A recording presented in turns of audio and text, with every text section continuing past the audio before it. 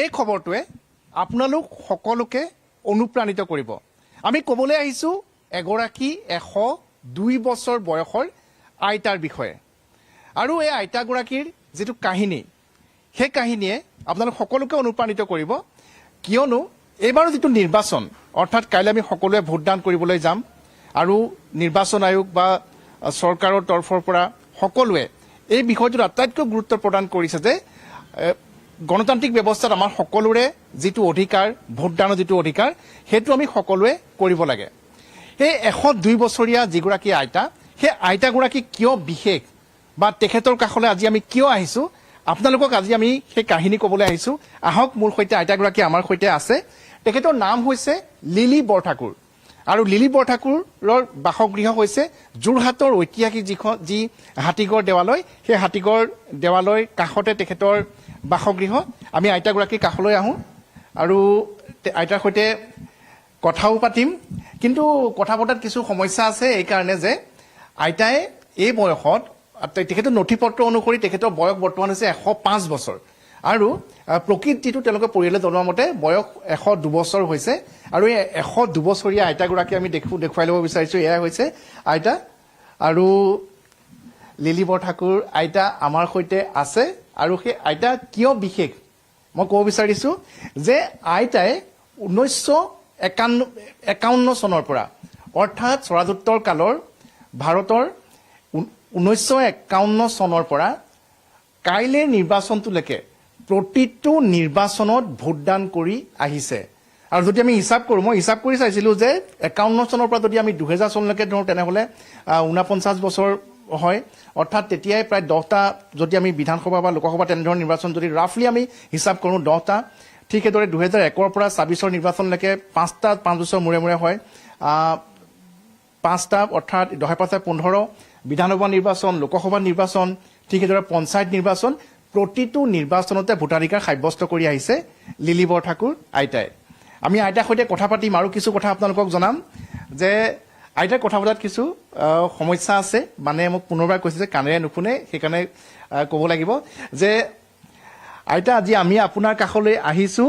কাইলৈতো ভোট দিব, আপুনি ইতিমধ্যে ভোট দিছে চাগে, হয় নাই? ঘৰতে ভোট দিলে নে কাইলৈ দিবলৈ যাব? কি কথা পাতিম? আপুনি ভোট দিলে চাগে এতিয়া? আপুনি যে ভোট দিলে সেইদিনাখন সেইটো সুধিছে, দিলে নে? ভোট দিলো। দিলে অলপ দেখুৱাই দিব নেকি? আমি দেখুৱাইছোঁ আইতাই ভোট দিলে। আৰু এই প্ৰসংগত আমি জনাব বিচাৰিছোঁ যে যোৰহাটৰ নিৰ্বাচন বিভাগে আৰু নিৰ্বাচন বিভাগৰ যি নিৰ্দেশনা, সেই অনুসৰি যোৰহাটৰ যিসকল 85 বছৰ ঊৰ্ধৰ ভোটাৰ্ছ আছে আৰু যিসকল দিব্যাংগ ভোটাৰ্ছ আছে, তেওঁলোকৰ বাসগৃহলৈ গৈ ভোটদানৰ ব্যৱস্থা কৰিছে। আৰু সেই অনুসৰি যোৰহাট জিলাখনতে প্ৰায় 2484 গৰাকী এনে ভোটাৰক তেওঁলোকে সেই ভোটদানৰ সুবিধা ইতিপূৰ্বে প্ৰদান কৰিছে। আৰু আইতাই সেইধৰণেই এনেধৰণে ইতিমধ্যে ভোটদান সাব্যস্ত কৰিছে। এতিয়া আমি দেখুৱাইছোঁ যে আইতাই, আপুনিতো 1951 চনৰ পৰা ভোট দি আহিছে, হয়নে নাই? অলপ কৈ দিবা নেকি আইতাক? আইতা, আপুনি কোন চনৰ পৰা ভোট দিছে? ভোট কোন চনৰ পৰা? মই পাহৰিলোঁ চনটো, 50 মান হ'ব নেকি। প্ৰথম ভোট কেতিয়া ওলাইছিলে? তেতিয়াৰ পৰা দিয়ে। 51 চন?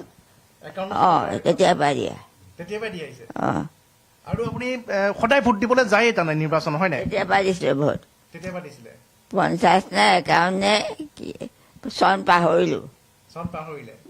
হয়, আমি দেখুৱাইছোঁ যে এইগৰাকী আইতা, লিলি বৰঠাকুৰ আইতাই যদিহে পাৰে তেনেহ'লে আপোনালোকে কিয় নোৱাৰিব? যিটো ব্যৱস্থা চৰকাৰে হাতত লৈছে, মই পুনৰবাৰ কৈছোঁ যে এইটো গৌৰৱৰ কথা। আইতাৰ নিচিনা ব্যক্তি হয়তো সমগ্ৰ দেশতে আঙুলিৰ মূৰত লিখিব পৰা তেনেধৰণৰ ব্যক্তি ওলাব, তেনেধৰণৰ মহিলা ওলাব, যি ভাৰতৰ যেতিয়াৰ পৰা ভোটদানৰ ব্যৱস্থা হৈছিলে তেতিয়াৰ পৰা আজিৰ তাৰিখলৈকে, অৰ্থাৎ কাইলৈ যিটো নিৰ্বাচন হ'ব তেতিয়ালৈকে আইতাই ভোটদান কৰিছে। আৰু বয়স হৈছে 102 বছৰ তেখেতৰ নথি পত্ৰ অনুসৰি, তাতকৈ বেছি 105 বছৰ। কিন্তু তেখেতৰ পৰিয়াললৈকে জানিবলৈ দিছে যে বয়স আইতাৰ হৈছে 102 বছৰ। তেখেতৰ পৰিয়ালবৰ্গ আছে, আমি দেখুৱাইছোঁ আৰু তেওঁলোকৰ সৈতেও আমি কিছু কথা পাতিম। আপুনি কি হয় আইতাৰ? মই ডাঙৰ ল'ৰা হয়। হয় আইতাৰ বয়স কিমান প্ৰকৃততে? এতিয়া আমি সেইটো কোৱাটো সম্ভৱ নহ'ব। হয়। মানে এতিয়া কিবা মামাই কয় যে মাৰ 102 বছৰ হৈছে বুলি। আকৌ নথি পত্ৰত দেখিছোঁ মায়ে নিজৰ এতিয়া নথি পত্ৰ মতে মাৰ জন্ম মাহটো হ'ব লাগে নহয় কি ৰ'ব দেই ফাগুন নহয় এইটো কি মাহ বুলি কয় আমাৰ লোকে দহি বুজা হয় কাতি মাহ, কিন্তু মায়ে কয় বহাগ মাহ বুলি। কিন্তু আচলতে যিটো ৰাশি চক্ৰ মতে আমাৰ কাতি মাহ হয়। গতিকে মাৰ মানে মামাহঁতে কোৱা ভুল নে নথি পত্ৰটো ভুল থাকিব নোৱাৰে নিয়মতে, গতিকে নথি পত্ৰ বুলি আমি মানি ল'ব লাগিব। সেইকাৰণে আমি কৈছোঁ যে মাৰ 105 বছৰৰে আমি নথি পত্ৰ হিচাপে মানি লওঁ। বা যা কি নহওক, এতিয়া কথা হ'ল কি মা আগৰ পৰা ভোট দি আহিছে, মাৰ উদ্যম আছে। মাৰ বিশেষকৈ ডাঙৰ কথা কি এইটো বয়সত উদ্যমে এতিয়াও মানে মাৰ 32টা দাঁত পুৰা আছে। সেইটো কিন্তু চবতকৈ আচৰিত কথা, 32টা দাঁত। 32টা দাঁত আইতাৰ এতিয়াও আছে? আৰে বা এইটো কেনেকৈ সম্ভৱ হৈছে?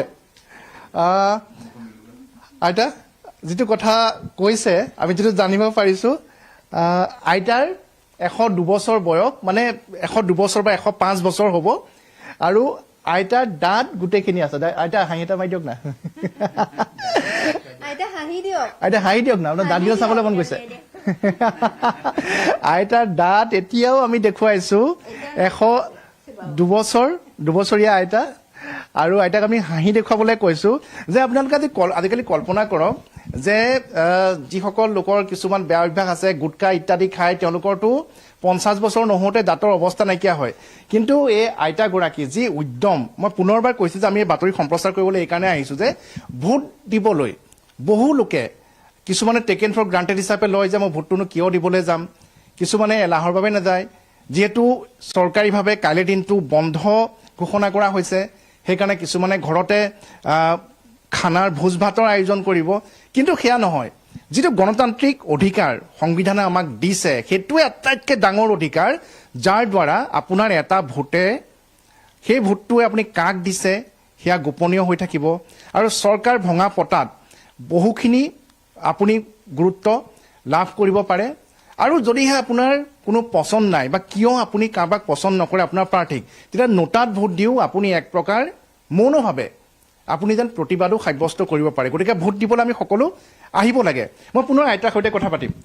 আপোনাৰ দাঁতৰ কথা পাতিলোঁ। এতিয়াও ঘৰৰ মানুহে কৈছে যে আইতাই নিজে খোজকাঢ়ি, যিহেতু পৰিয়ালটো ডাঙৰ হয়, ওচৰৰ পৰিয়ালৰ বেলেগৰ ঘৰলৈ আইতা অনায়াসে যাব পাৰে। এইকেইদিন খালি শৰীৰটো কিছু স্বাস্থ্য অলপ অসুস্থ হৈ আছে। আৰু মই তেখেতৰ আৰু আছে। মই বাইদেউ আপোনালোক কি, আইতাৰ কি হয়? সৰু বোৱাৰী। আমি দেখুৱাইছোঁ এয়া হৈছে আইতা, এয়া হৈছে আইতাৰ সৰু বোৱাৰী। আইতাক কেনেকৈ পাইছা? ভোট দিবলৈতো সদায় যায় আইতা? মই বিয়া হৈ অহাৰ পৰা মাক পাইছোঁ, আৰু যেতিয়াৰ পৰা ভোট হৈ মা যায়েই আৰু। আমাৰ আগতেহে ওলাই ৰাতিপুৱা সোনকালে, আমাতকৈ আগত ওলাই। মানে কেৱল বিধানসভাই নহয়, বিধানসভা, লোকসভা, পঞ্চায়ত, এই আটাইকেইটা ভোট দিবলৈ যায়? যায়। মই দেখাৰ পৰা মানে মাক যোৱাই দেখিছোঁ আৰু, নোযোৱা কোনোবাই দেখা নাই। আপুনি ইয়ালৈ বিয়া হৈ অহা কিমান বছৰ হ'ল চাগে? মোৰ 30 বছৰ হ'ল। 30 বছৰ? অঁ, নাই 97ত আহিছোঁ মই। অঁ, দাদা আপোনাৰ কি হয়? মোৰ মা হয়, সৰু পুত্ৰ তেখেতৰ। তেতিয়াৰ পৰা চাগে আপোনালোক যেতিয়াৰ পৰা মাক মানে বুজি পোৱা হৈছে, তেতিয়াৰ পৰা চাগে মায়ে ভোট দিবলৈ যায়? মই মানে যেতিয়া সৰু আছিলোঁ, মায়ে ভোট দিবলৈ যায়, লগত আমিও যাওঁ। মানে ইয়াত তেতিয়া আমাৰ ওচৰত ভোটৰ চেণ্টাৰ নাছিলে, কাছক আৰু নাওখুলীয়াত আছিলে। তেতিয়া আমাক লৈ যায়, সৰু ঘৰত এৰি যাবলৈ টান পায়, আমাক বাহিৰতে ৰাখি মাহঁতে ভোট দিয়ে। আমি সেই সময়তে আৰু ফিল্ডত খেলি মেলি থাকোঁ। তেতিয়াৰ পৰা মোৰ মনত আছে, আৰু মোৰ যেতিয়াৰ পৰা মনত আছে, মায়ে আমাক এতিয়াও যেতিয়াৰ পৰা আমি ভোট দিব পৰা হ'লোঁ, আমি ভোট নিদিওঁ বুলি ক'লেও মায়ে আমাক কয় যে তহঁতি কেলৈ ভোট নিদিবি, ভোটটো দি থৈ আগে যা। মায়ে আমাক মানে সদায় ভোট দিয়াৰ অনুপ্ৰেৰণা যোগাই আহিছে। আৰু আমি জনাব বিচাৰিছোঁ যে ভোটাৰক আকৃষ্ট কৰাৰ বাবে এই আইতাগৰাকী আইকন হ'ব পাৰে, কিয়নো 102 বছৰীয়া আইতা, যিগৰাকী আইতাই স্বৰাজোত্তৰ ভাৰতৰ প্ৰথমটো নিৰ্বাচনৰ পৰাই বৰ্তমানলৈকে, অৰ্থাৎ কাইলৈ আমি ভোট দিবলৈ যাম, কিন্তু আইতাই ইতিমধ্যে ভোট দিলে, বিশেষ ব্যৱস্থাৰ ইতিমধ্যে ভোট দিলে, আৰু এগৰাকী অতি গৌৰৱশালী মহিলা, যি তেতিয়াৰ পৰা অৰ্থাৎ ভোটাধিকাৰ লাভ কৰাৰ পৰা বৰ্তমানলৈকে 102 বছৰ বয়সতো ভোটদান কৰিছে, আৰু হয়তো 102 বছৰত ভোটদান কৰা এই আইতাই হ'ব নেকি অসমৰ ভিতৰত আটাইতকৈ বয়সীয়াল মহিলা, মোৰ নাজানো, কিন্তু আমি যিমানখিনি নলেজ আছে বা এতিয়ালৈকে যিখিনি আমি জানিব পাৰিছোঁ 102 বছৰত আইতাই দিছে। তুমি আইতাৰ নাতিনী হয় চাগে, হয় নাই? মানে এতিয়ালৈকে ভোটাধিকাৰ পাইছানে? 18 বছৰ হ'ল? পাইছো দিছো হয়। কালিতো ভোট দিবলৈ যাবা চাগে? যাম। হয়। আইতাক কেতিয়াবা দেখি আহিছা নেকি ভোট দিবলৈ যোৱা? মই যেতিয়া সৰু আছিলো আৰু যেতিয়াৰ পৰা দেখিছো, মানে মাহঁত আইতাহঁত যায় ভোট দিবলৈ, ভোট দিয়ে, তেনেকেই দেখি আহিছো। আৰু যেতিয়াৰ পৰা মানে বুজা হৈছো, মানে মানুহ যায় ভোট দিবলৈ যায় না, তেতিয়া বুজি নাপাওঁ যে ভোট কি হয়, ভোটিং কিয় হয়, কিন্তু তেতিয়াৰ পৰা দেখি আহিছো আইতাহঁত যোৱা আৰু মাহঁতৰ লগত একেলগে যায়। ইনস্পায়াৰ কৰে নাই আইতাই? কৰে। মানে এতিয়া আইতাই যেতিয়ালৈকে দিব পৰা হৈ আছিলে, প্ৰায় 5 বছৰ তাৰ আগৰ পৰাই আইতাই দিব পৰা নাই, তথাপি আইতাই হোম ভোটিঙৰ জৰিয়তে ভোটাধিকাৰ সাব্যস্ত কৰি আহিছে।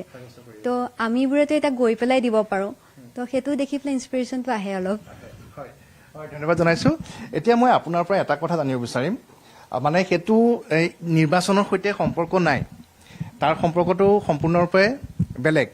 সেইটো হৈছে যে আমি জানিবলৈ বিচাৰিছো যে 102 বছৰ বয়সতো আইতাৰ যিটো উদ্যম, আইতাৰ দাঁত সৰা নাই, আইতাই 102 বছৰ বয়সতো এতিয়াও চলা ফুৰা কৰিব পাৰে, আৰু স্মৃতিশক্তি এতিয়াও প্ৰখৰ হৈ আছে। কাণেৰে কিছু শুনিবলৈ অসুবিধা হৈছে, কেনেকৈ সম্ভৱ হৈছে? যেনেকৈ আমি জানো যে জাপানৰ যিসকল লোক আছে, জাপানীসকলৰ তেওঁলোকৰ গড় আয়ুসটো বহুত বেছি, তেওঁলোকৰ কিছুমান যি খাদ্যাভ্যাস আছে বা তেওঁলোকৰ যিটো জীৱনশৈলী আছে তাৰ কাৰণে আটাইতকৈ বেছি। আমাৰ অসমৰ যিসকল কাৰ্বি লোক আছে, সেই কাৰ্বি লোকসকলৰো গড় আয়ুসটো বহুতেই বেছি তেওঁলোকৰ জীৱনশৈলীৰ বাবে, খাদ্যাভ্যাসৰ বাবে। কিন্তু আইতাৰ কেনেধৰণে? আইতাৰ নিশ্চয় কিবা এনেকুৱা আছে যাৰ জৰিয়তে তেখেতে ইমান দীৰ্ঘায়ু লাভ কৰিছে। আমি বিচাৰোঁ যে আইতা আৰু বহুত বছৰ জীয়াই থাকক। এই বিষয়ত এটা কথাই ক'ব পাৰি, মায়ে যিটো আমাৰ আয়ুৰ্বেদিক চিকিৎসা বিজ্ঞানৰ মানে কিছুমান কিতাপ পঢ়ে, অসমীয়াত যিবিলাক থাকে, আৰু সেইমতে মাৰ নিজৰ দেহাটো মানে প্ৰতিপাল কৰে, আৰু খোৱা বোৱাটোৰ ক্ষেত্ৰতো সেই তেনেকৈ শাক পাচলিৰ ওপৰত বেছি গুৰুত্ব দিয়ে। আৰু সম্ভৱতঃ সেইটো কাৰণে নেকি নাজানো যে মাৰ স্বাস্থ্যৰ প্ৰতি যথেষ্ট ভাল। আৰু বেমাৰ আজাৰ কিবা আছে নেকি? মাৰ বেমাৰ আজাৰ তেনেকৈ বৰ বিশেষ নাই, এবাৰ হৈছিলে এবাৰ, কিন্তু তেতিয়া মাৰ মোমায়েকৰ ঘৰত থাকি অলপ চিকিৎসা কৰিলে, তাৰপিছত আৰু মোৰ মনৰ পৰা তেনেকৈ ডাঙৰ বেমাৰ দেখা নাই আৰু নাই দেখা। ঔষধ ইত্যাদি খায় নেকি? ঔষধ নাই, এতিয়াতো ঔষধ খাবই লাগিব, কিন্তু আগতে তেনেকুৱা ঔষধ চৌষধৰ কথা নাছিলে। আৰু মানে কিবা পেট বেয়া হ'লে ধৰক আমলখি শিলিখা কিবা এটা বনাই মেলি কিবা এটা খালে আৰু পেটটো ভাল হ'ল আৰু লেঠা মৰিলে, বা মনে খালে এনেকুৱা হ'ল, সেইবিলাক আৰু মাহঁতে মানে কৰি থাকে। শাক পাচলি ঠিক সেইদৰে বনৌষধি যিবিলাক আমাৰ বাৰীত যিবোৰ আমি পাওঁ, মানে আইতাই সেইখিনি খাদ্যত মানে এটা অপৰিহাৰ্য অংগ।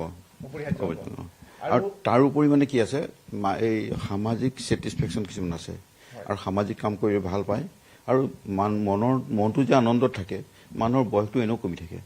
হয়তো মাৰ সেই সামাজিক কামবিলাক কৰাৰ কাৰণে হয়তো মায়ে বয়সটো অলপ বেছি পাইছে, আৰু লিখা মেলা পঢ়া শুনাটো যথেষ্ট মাৰ ভাল।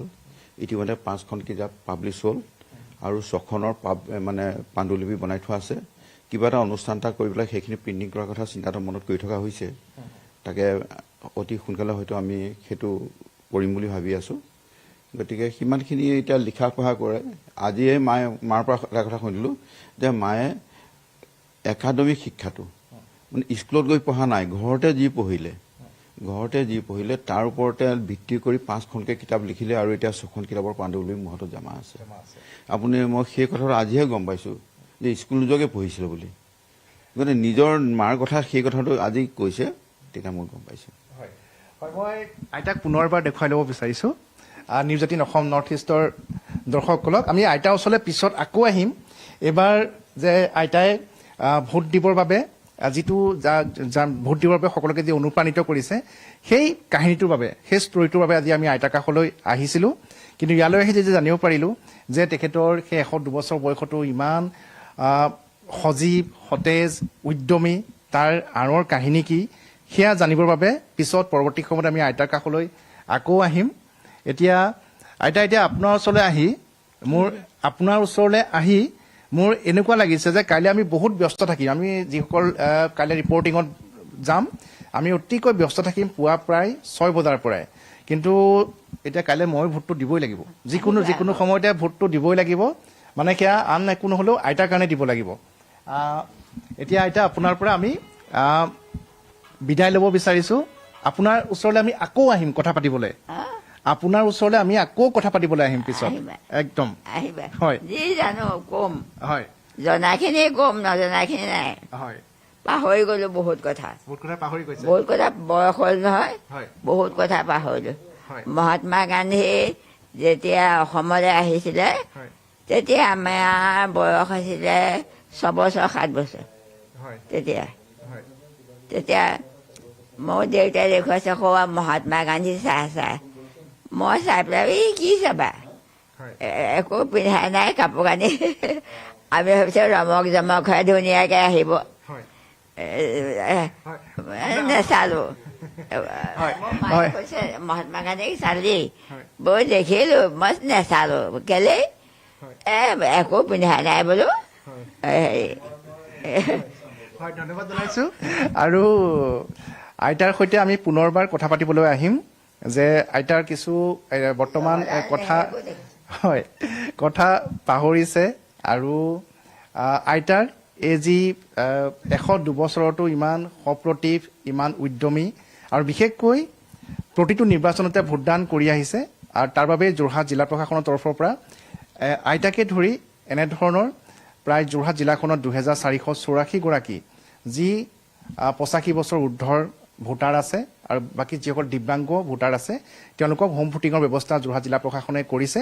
আৰু সকলোৱে আশা কৰিছে যাতে এইবাৰ যোৰহাট জিলাখনত সৰ্বাধিক সংখ্যক লোকে 100% ভোটদান হওক আৰু সেই ভোটদানৰ জৰিয়তে আপুনি যিগৰাকী প্ৰাৰ্থীক শাসনৰ গাদীত বহুৱাব বিচাৰিছে এই গণতান্ত্ৰিক ব্যৱস্থাত সেয়া যাতে হৈ উঠক, সকলোৱে তাকে কামনা কৰিছে। ধন্যবাদ।